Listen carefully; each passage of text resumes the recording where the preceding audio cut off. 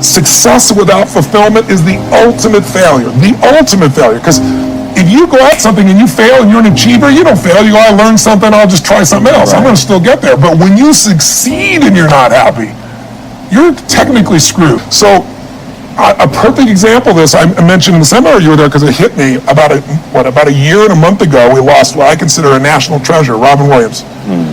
And I asked people, how many of you love Robin Williams? Everybody raised me all around the world, right? He made people laugh. People were touched by him. So how good was he at the science of achievement? I mean, he wanted to be a great comedian and make the whole world laugh. He did. He wanted to have his own TV show. He did. He wanted the #1 show. He did it. He wanted to make movies. He did. He wanted to have an Academy Award for not being funny, dramatic, and he did it. Right? He did it. Yeah. He said he wanted a beautiful family. He achieved everything, and he hung himself. That's crazy. And I know recently someone's saying, well, you know, he had dementia. He had drug abuse, he had alcohol abuse through most of his life because he made everybody happy but whom? Himself. That's the ultimate failure. So if I had no other message to offer your viewers, and you let me give it to them right now, Please. I'll tell you what I believe. I believe our lives are controlled by one force, decisions. I certainly believe in force greater than myself, call it God if you will, grace, whatever you want to call it, the universe. But I also believe it gives us choices. And the decisions we make control us much more than the conditions we meet. It's not the conditions, it's your decisions. Decisions what to believe, decisions what to do, decisions what to give. I say to people, think about, you know, look back 10 years ago, 5 years ago, 15 years ago, and think of a decision you made. That if you would have made a different decision, you'd have a totally different life today. Better or worse, I don't know, but totally different.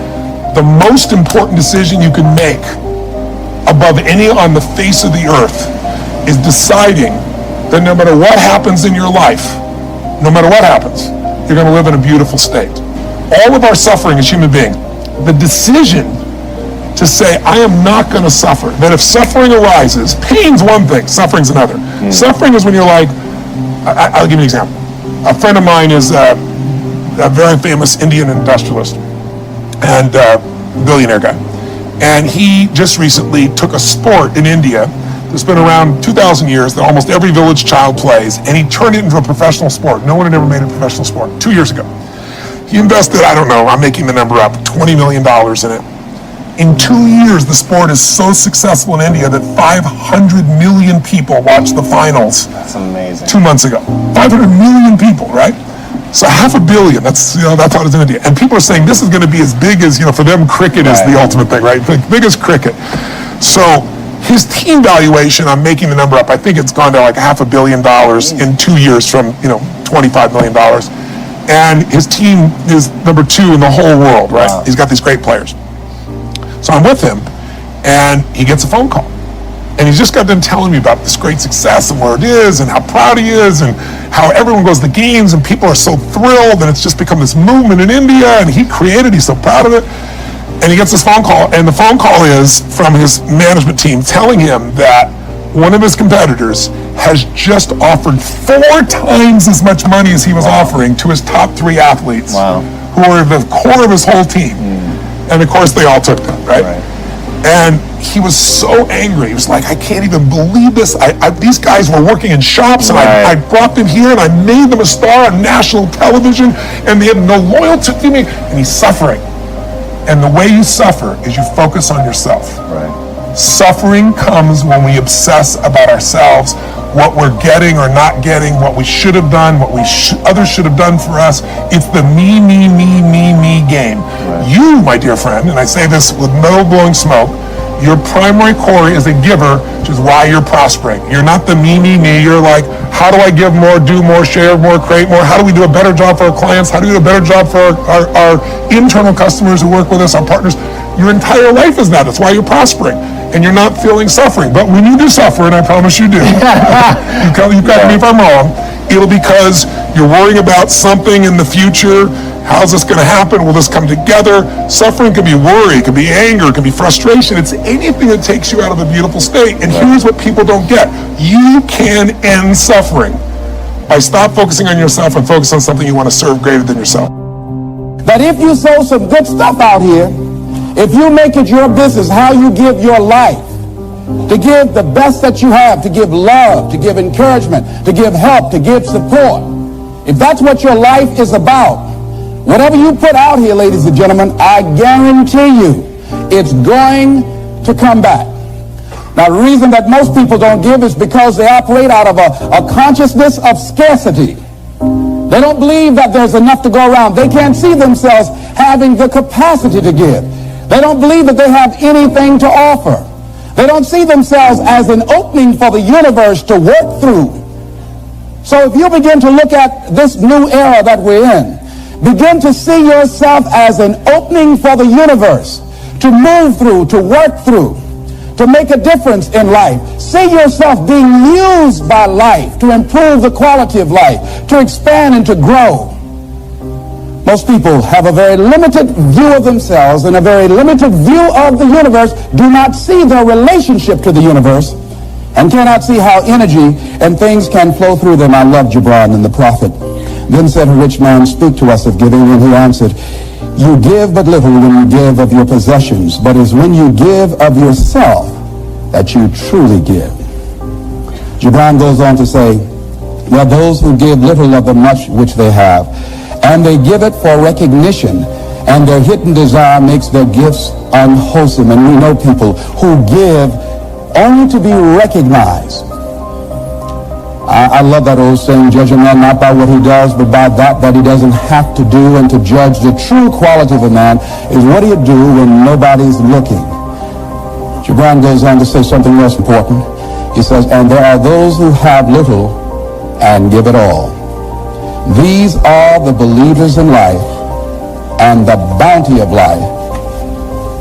See, most people don't give, ladies and gentlemen, because they don't believe in life.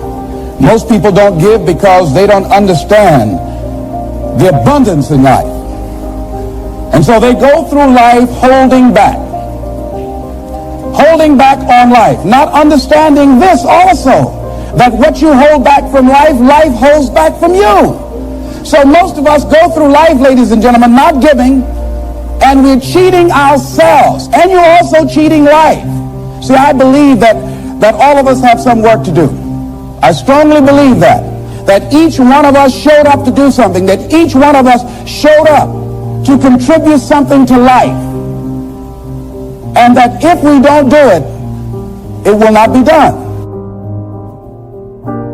I thought it was more important for you to understand that your heart needed to be in the right place, that your motives needed to be right, that you were motivated not by greed, and that you're not motivated by trying to get stuff, but that when you understand the right motivation behind it, and trusting God and doing things out of the love of God and seeking God as the priority in your life and not seeking things, then about time we got to the point of talking about giving, you would understand that it's giving with the right heart. It's giving proven to yourself you can trust God. It is giving out of the right motivation, and that you would understand at this point that if you don't have the right motivation, and if you're not motivated by love, then your giving will have zero benefit to you. Other people may benefit out of your giving to them, but you won't benefit in any supernatural way if you don't understand the right motive and the right reason behind it all. And the fact that God has created this system for us, he didn't create this system for himself. And so today I am going to talk about the obvious piece, and that piece is about being a giver. One of the things that Taffy and I have come to understand is there is something so significant that happens in the life of a believer when they begin to give. At that point, maybe we didn't understand all the intricate details that were involved in why people seem to, be able to get a hold of spiritual things and the things of God once they started giving. And yet it's a vital thing. It's just to be very blunt with you that now we know that if you're not giving, you're not really trusting God. Now we know that giving is proof that you trust God, that you can say, I trust God, but how do you authenticate that trust? You authenticate it through your giving. And so I want to go through several scriptures here today and to show you the promises that God has made to people who will be givers. And that God's not asking you to give because he's trying to get something from you. Now, some preachers may ask you to give because they're trying to get something from you. But God set the system up for you. And remember, it is not the giving of money that's responsible for the manifestations of what grace has made available. It is you giving, proving that you trust. It is trust that will withdraw what grace has made available. And your giving is the only way that you really prove that you trust God, because Jesus talked about being faithful in the area of the least. And money is the least use of your faith in the kingdom of God. And somehow, some way, he knew that if you could give money and give financially, that you wouldn't allow money to be your source, but God would always be your source, and you would use money to serve God rather than serving money and believing that it could take care of everything in your life. And so let's look at the importance of giving. And this morning I want to call this sermon The Power of Giving. And let's begin in St. John chapter 3, verse 16. And he says, "For God so loved the world that he gave his only begotten Son, that whosoever believeth in him should not perish, but they should have everlasting life." One of the things we've established here is that God is a giver. God trusted that what he gave in Jesus would be enough to be the answer for mankind. And so he gave his only begotten Son. He gave something very expensive, something very valuable, the most valuable thing that heaven possessed. But God gave it. He so loved us, he gave. So you see the connection between the love and giving. What was his motivation for giving his Son? His love. What should be our motivation for giving? Love. And when love is your motivation for giving, according to 1 Corinthians 13 and verse 3, he says you can give all your goods to the poor, to feed the poor. You can give your body to be burned or go through burnout, but if you don't do it with love, it profits you nothing.